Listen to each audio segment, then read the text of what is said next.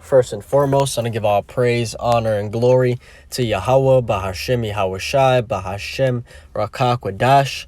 Yahweh is who this world ignorantly calls God. Yahweh Shai is who this world ignorantly calls Jesus. Bahashem means in the name, Rakah means spirit, and Quadash means holy. That's all in the Paleo Hebrew. I also want to give double honors to the outer bishops and apostles of Great Millstone that taught me this truth. Today's lesson, I'm going to do a quick breakdown on the parable of Lazarus and the rich man, right? And pretty much going into what that's talking about, okay? Because you have these low-level Christians, okay, trying to use these scriptures talking about hell, okay, and how we're going to go and burn forever, and pretty much taking it out of context, right? Just pretty much bringing up those cunningly devised fables, okay, where it's not even talking about that. Right, it's actually talking about the nation of Israel and the Edomites, okay, and the future prophecies that are going to come. Well, let's just get straight into it. Hopefully my battery doesn't die or my phone doesn't die before we finish. But Luke chapter 16 and verse 19 says, "There was a certain rich man which was clothed in purple and fine linen, and fared sumptuously every day." Right, and that rich man is going into the Edomites, okay, specifically right now. Okay, how they're in the height of their power, okay, of their rulership. Okay, they have control over the entire earth. Right, Job chapter 9 and verse 24 says, "Hey, the earth is given into the hand of the wicked." Okay, who are the wicked? Proverbs 3 verse 33, right? Isaiah chapter 34, Obadiah, Malachi the first chapter. You can go read all those, the Edomites. But let's keep reading. It says, "And there was a certain beggar named Lazarus, which was laid at his gate full of sores." Right? Lazarus here is talking about the nation of Israel, the Israelites. Okay? It says, which was laid at his gate. Right? What is the gate? The gate is here in America. Right? The entrance to his kingdom. Right? America is the central, the peak of Esau Edom's empire. Okay? Everything goes around America. And America is ultimately, how do I even phrase that? Right? It's the capital of the entire earth. It's the capital of Esau Edom's empire. The gate.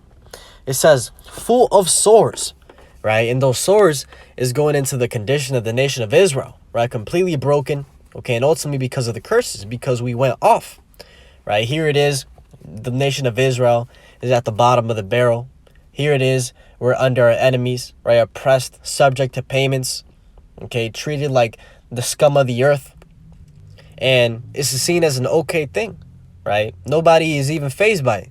They actually encourage it, right? Psalms, the 83rd chapter. Let's read that.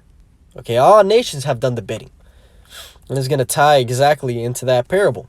Psalms chapter 83 and verse 3, it says, "They have taken crafty counsel against thy people and consulted against thy hidden ones." Right? Going into how all these other nations, they've pretty much took advantage of Jake, okay? And I'm going to get deeper into this as we read the parable, because you're going to see how it ties together, right? Specifically with these other nations, how they've exploited Jake, right? Knowing we're in this low condition. It says, "They have said, come and let us cut them off from being a nation, that the name of Israel may be no more in remembrance. For they have consulted together with one consent. They are confederate against thee, the tabernacles of Edom, and the Ishmaelites of Moab, and the Hagarenes," right? So-called white people, so-called Arabs, so-called Chinese, all been together to cut off the name of Israel. Okay, so now let's go back to Luke chapter 16, okay, and keep on reading, right? Keep on reading. Luke chapter 16 and verse 20 says, "And there was a certain beggar named Lazarus, which was laid at his gate full of sores, and desiring to be fed with the crumbs which fell from the rich man's table." Right, going into how Jake is constantly simple way to put it, trying to get a piece of that pie, right? Trying to get a little bit of what the rich have, okay? What the millionaire, the billionaire has, right? And people were talking about how, if only I had a little bit of that, right? If you win the lottery, let me only get $1 million, man. Let me only get a slice, okay? Trying to make it here in America, where trying to make it in a society that is crumbling, okay? Completely foolish, and ultimately is going to lead to your own demise, because this society, okay, is made to destroy you. Okay, it's the rat race. Okay, the rat, the only way he's gonna stop is when he drops dead. Okay, and that's exactly what's going to happen if you chase the so-called American dream. 50 Cent put it in a simple phrase, right? Get rich or die trying, right? That's Lazarus, or the nation of Israel, desiring to be fed with the crumbs, which fell from the rich man's table. Moreover, the dogs came and licked his sores, right? And the dogs here is talking about the other nations, right? It's talking about the Ishmaelites, so-called Arabs, okay? How they set up all these crack chicken, right? Crack fried chicken spots in the hood, knowing that Jake is going to eat it, okay? Completely taking advantage of him, okay? You don't see no damn crack fried chicken spots in a so-called white neighborhood, Esau's neighborhood, okay? It's illegal. Okay, it's actually illegal. You can search it up. I forgot how the brother was explaining it, but they pretty much have laws in place where you can't set those shops up in Esau's neighborhood. But in Jake's neighborhood, hey, that's the go-to. That's the way to make money. Completely exploiting the nation of Israel, licking those sores. Same thing with the Moabites, so-called Chinese. And what do? They come to America with $3 and they say, set up shop, right? Set up shop, nigga neighborhood. Set up shop, nigga neighborhood. Okay, because they know that that's where the money is at. Okay, they can just exploit these low-level niggas, right? Sell them some chicken, sell them some fucking cat, okay? Whatever they're gonna ultimately set up, and they'll be millionaires, okay? While Jake is constantly being ransacked. Right, no other way to put it. Okay, hey, the hood is the only spot where you have on one side of the block, on the one corner of the block, you have the church, and on the other corner of the block, you have a liquor store, right? You have a fried chicken spot, right? And you could think of so many other ways and so many other things that these other nations have done, okay, to ultimately take advantage, lick those sores, take advantage of the low estate and the curses the nation of Israel is under. But let's keep reading. It says, and it came to pass that the beggar died and was carried by the angels into Abraham's bosom, right? This is going now into the coming salvation, right? Beggar being the nation of Israel, right? What's Abraham's bosom? The promises, the covenant, okay? Soon, we're going to be put in that estate, okay? We're going to receive salvation. We're going to go back to our former estate, which was a nation of kings and rulers and priests, okay? We're going to become immortal. It says, the rich man also died and was buried. Okay. And now this is going into how those Edomites, when we go up and raise in power, they're going to go down and go into slavery. Let's read that. Psalms chapter 149. And verse 6 it says, or verse 5. And actually, let's read this verse. Psalms chapter 148 and verse 14, it says, he also exalted the horn of his people, the praise of all his saints, even of the children of Israel. A people near unto him, praise ye Yahweh. Okay, and I want to bring out that point, talking about how the saints is going into the nation of Israel. So verse 5, it says, in Psalms 149, it says, let the saints be joyful in glory, let them sing aloud upon their beds. Let the high praises of God be in their mouth, and a two-edged sword in their hand, to execute vengeance upon the heathen, and punishment upon the people, to bind their kings with chains, and their nobles with fetters of iron, to execute upon them the judgment written. This honor have all his saints, praise ye Yahweh. Right? And that's exactly what's going to happen when the nation of Israel comes to being the authority of the entire earth, right? The kingdom of heaven being established. We're going to be at the top, and all these nations are going to be at the bottom as slaves for 1,000 years, okay? And after the 1,000 years, the only nation that's not going to be able to do their own thing, that's not going to have mercy, is the nation of Esau, Edom, the nation of Edom, right? They're going to be completely cut off. That race is going to be completely wiped out, according to Isaiah 14 and Obadiah, right? So going back to Luke chapter 16, let's keep on going. Luke chapter 16 and verse, I was at 23, and it says, no, I was at verse 22. It says, and it came to pass that the beggar died and was carried by the angels into Abraham's bosom. The rich man also died and was buried. And in hell, he lift up his eyes. Right? Now, this is where the Christians get that idea of hell and burning forever. Right? That's nothing but a cunningly devised fable. Straight lies. Right? Hell has two definitions. It either means the grave, right, where you go where you die, you get put in a grave, right, under the earth, or it just means a low condition. For example, if somebody says, damn, that dude's going through hell, right, it's going into how he's going through something difficult, right, a low condition. And that's exactly what these devils, these Edomites are going to be in, right? They're going to be in hell when they're serving slavery. And that's what this is talking about. It says, and in hell he lift up his eyes, being in torments, and seeth Abraham afar off, and Lazarus in his bosom, right? And hey, this is completely shows you that this can't be talking about a place where you burn forever, right? Because how is it that this guy, the rich man, let's say he was actually in a place where he burns forever. How is he seeing Lazarus, right? If Lazarus went to Abraham's bosom, right, which Abraham's bosom deals with, pretty much good things. If you want to look at it, just simplify it. The promises, the covenant. How is it that Lazarus went to all these good things, but he's in hell, okay, seeing the rich man? Doesn't make any sense, right? Doesn't make any sense. Okay, this is just talking about how the Edomites are going to be seeing the Israelites prospering, right? But they're going to be in low condition. One more time. And in hell he lift up his eyes, being in torments, and seeth Abraham afar off, and Lazarus in his bosom, right, in rulership. And he cried and said, Father Abraham, have mercy on me, and send Lazarus that he may dip the tip of his finger in water and cool my tongue, for I am tormented in this flame. Right, this is going into how those Edomites are going to be going through such a terrible esclavitud, right? Slavery, that's how you say slavery in Spanish. Okay, they're going to be going through such hardcore slavery that they're going to be begging for mercy, right? They're going to be begging the nation of Israel to stop, okay, to slow down, okay, to give a little bit of that water so we can cool off. But it's not going to happen, okay? It's not going to happen. Let's read some scriptures on that. Jeremiah, let's read one. Jeremiah chapter 30 and verse 16, it says, Therefore all they that devour thee shall be devoured, and all thine adversaries, every one of them, shall go into captivity. And they that spoil thee shall be a spoil, and all that prey upon thee will I give for a prey.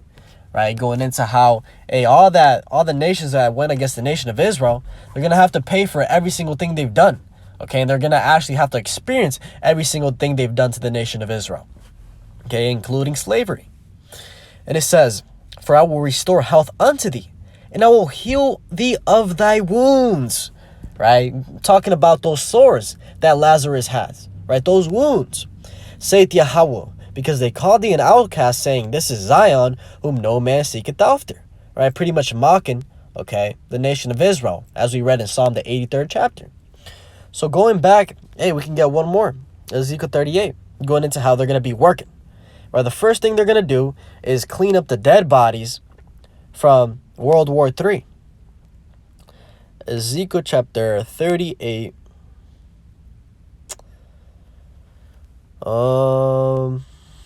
Is it 38? Search it up. Continual. 39.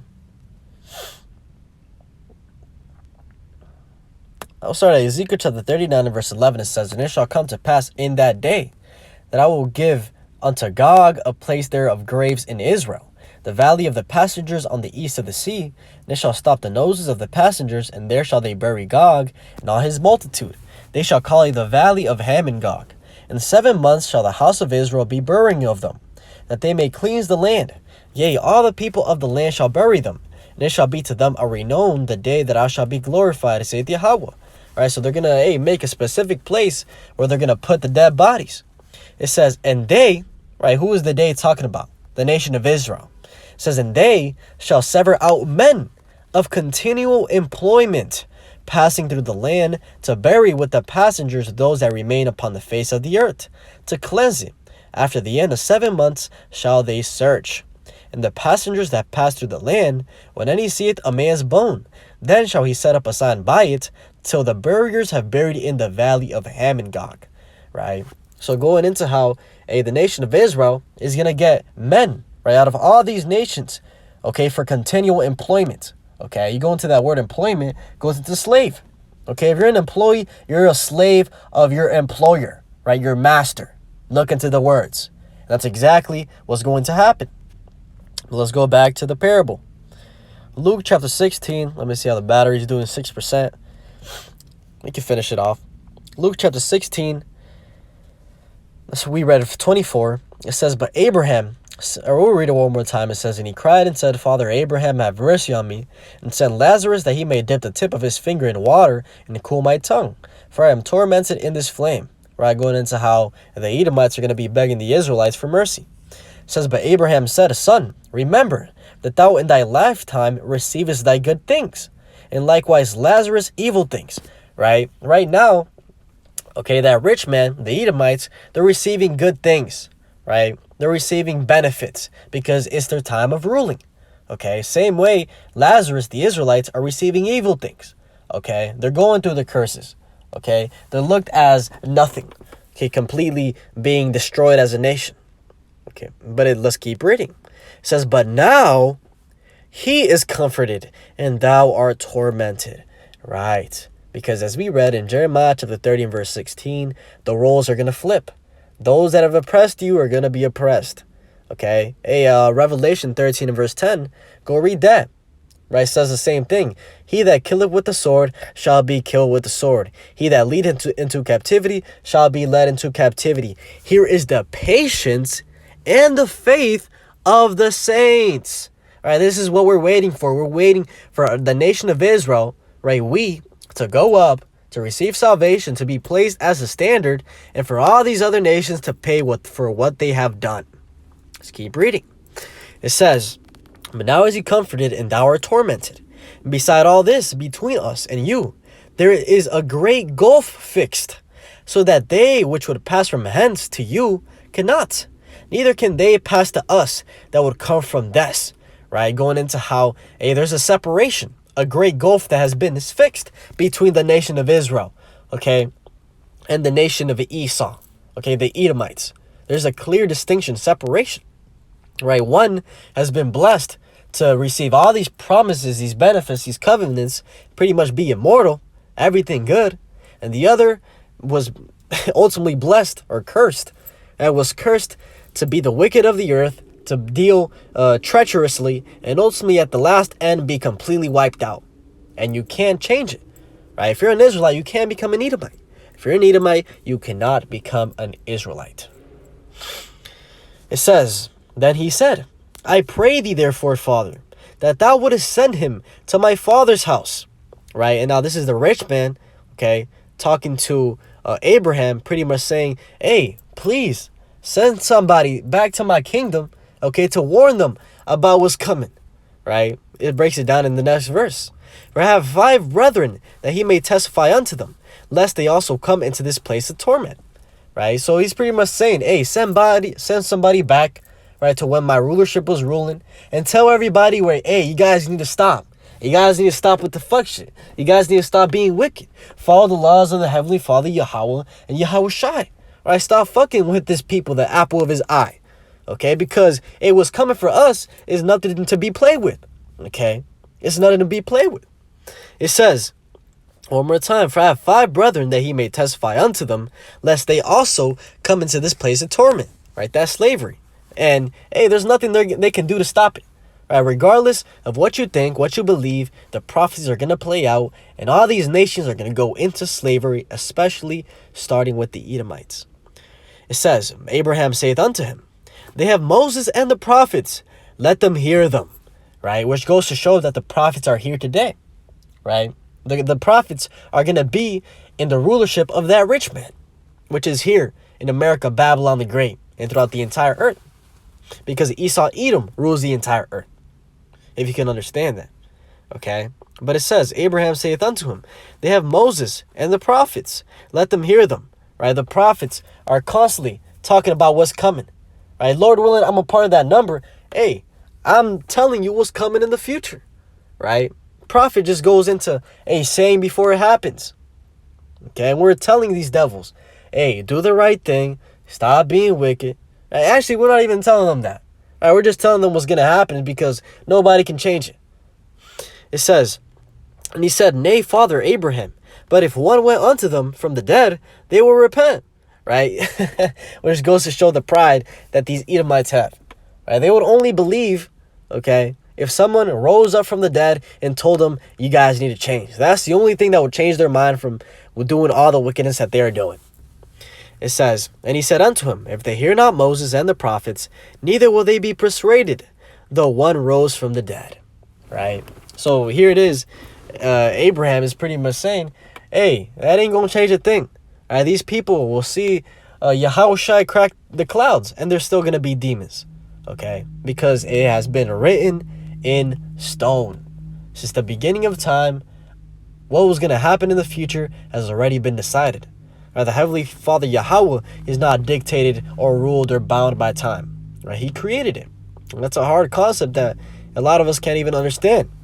Right? Even going into what's coming, kingdom of heaven. Right? It says neither I. Right? Let's read that and finish it. I love the scripture. I have not seen Isaiah 60, I think.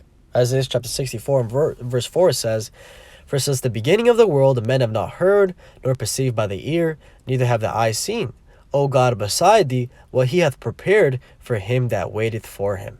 Right? We can only imagine what's about to come in the future. Right? We know kind of in a roundabout way what's coming. Right? We know the mark of the beast, which is the chip, is going to be made mandatory. We know we're about to enter a time like never before seen. We know that the devil, which is the Edomites, right, is going to come down with great wrath because he knows that he had a short time. Right? Martial law, FEMA camps, diseases, famines, pestilence, civil war. Okay? And ultimately, those nuclear missiles. We know all these things are going to happen. Right? Nation of Israel being saved. 1/3 of the nation of Israel being saved specifically. 2/3 being destroyed. Okay? These nations going into slavery for 1,000 years. Okay, we know all these things are going to happen, but the exact details, we just can't even imagine it. Right? You can't even imagine it, the small details. So, I'll leave it at that. Hopefully this lesson was edifying and it brought some context, right? The proper understanding of Luke chapter 16, dealing with the parable of Lazarus and the rich man.